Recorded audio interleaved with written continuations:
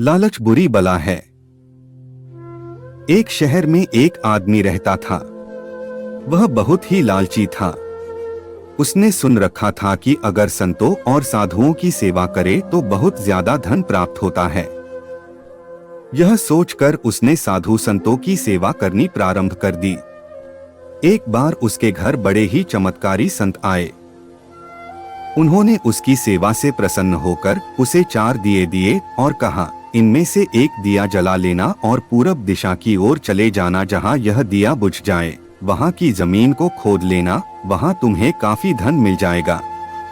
अगर फिर तुम्हें धन की आवश्यकता पड़े तो दूसरा दिया जला लेना और पश्चिम दिशा की ओर चले जाना। जहाँ यह दिया बुझ जाए वहाँ की जमीन खोद लेना, तुम्हें मनचाही माया मिलेगी। फिर भी संतुष्टि ना हो तो तीसरा दिया जला लेना और दक्षिण दिशा की ओर चले जाना। उसी प्रकार दिया बुझने पर जब तुम वहां की जमीन खोदोगे तो तुम्हें बेअंत धन मिलेगा। तब तुम्हारे पास केवल एक दिया बच जाएगा और एक ही दिशा रह जाएगी। तुमने यह दिया ना ही जलाना है और ना ही इसे उत्तर दिशा की ओर ले जाना है। यह कहकर संत चले गए। लालची आदमी उसी वक्त पहला दिया जलाकर पूरब दिशा की ओर चला गया। दूर जंगल में जाकर दिया बुझ गया। उस आदमी ने उस जगह को खोदा तो उसे पैसों से भरी एक गागर मिली। वह बहुत खुश हुआ। उसने सोचा कि इस गागर को फिलहाल यही रहने देता हूँ, फिर कभी ले जाऊंगा। पहले मुझे जल्दी ही पश्चिम दिशा वाला धन देख लेना चाहिए। यह सोचकर उसने दूसरे दिन दूसरा दिया जलाया और पश्चिम दिशा की ओर चल पड़ा। दूर एक उजाड़ स्थान में जाकर दिया बुझ गया। वहां उस आदमी ने जब जमीन खोदी तो उसे सोने की मोहरों से भरा एक घड़ा मिला। उसने घड़े को भी यही सोचकर वही रहने दिया कि पहले दक्षिण दिशा में जाकर देख लेना चाहिए। जल्दी से जल्दी ज्यादा से ज्यादा धन प्राप्त करने के लिए वह बेचैन हो गया। अगले दिन वह दक्षिण दिशा की ओर चल पड़ा। दिया एक मैदान में जाकर बुझ गया। उसने वहां की जमीन खोदी तो उसे हीरे मोतियों से भरी 2 पेटियां मिली।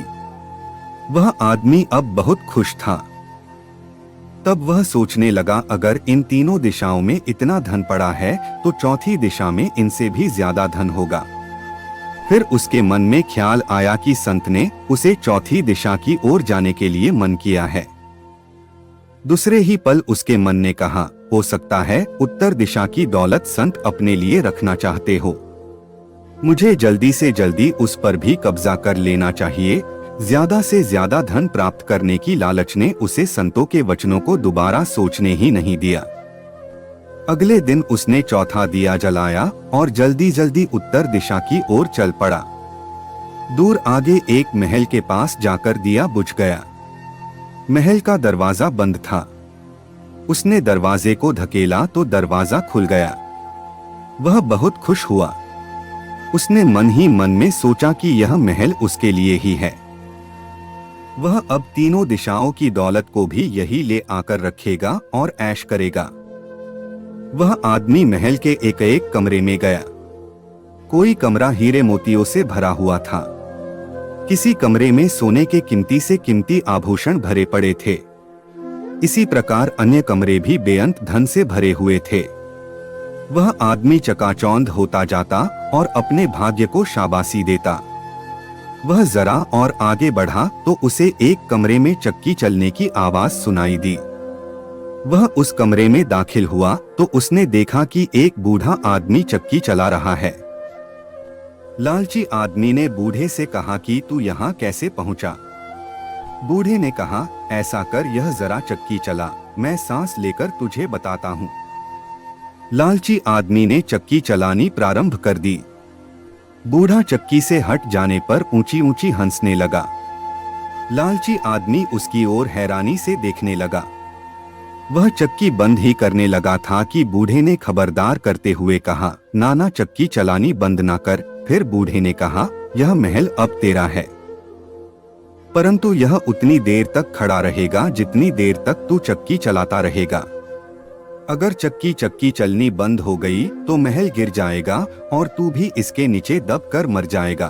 कुछ समय रुककर बूढ़ा फिर कहने लगा, मैंने भी तेरी ही तरह लालच करके संतों की बात नहीं मानी थी और मेरी सारी जवानी इस चक्की को चलाते हुए बीत गई। वह लालची आदमी बूढ़े की बात सुनकर रोने लग पड़ा। फिर कहने लगा, अब मेरा इस चक्की से छुटकारा कैसे होगा? बूढ़े ने कहा, जब तक मेरे और तेरे जैसा कोई आदमी लालच में अंधा होकर यहाँ नहीं आएगा, तब तक तू इस चक्की से छुटकारा नहीं पा सकेगा। तब उस लालची आदमी ने बूढ़े से आखिरी सवाल पूछा, तू अब बाहर जाकर क्या करेगा? बूढ़े ने कहा, मैं सब लोगों से ऊंची ऊंची कहूंगा, लालच बुरी बला है। अगर आपको कहानी पसंद आई है तो चैनल को सब्सक्राइब करें।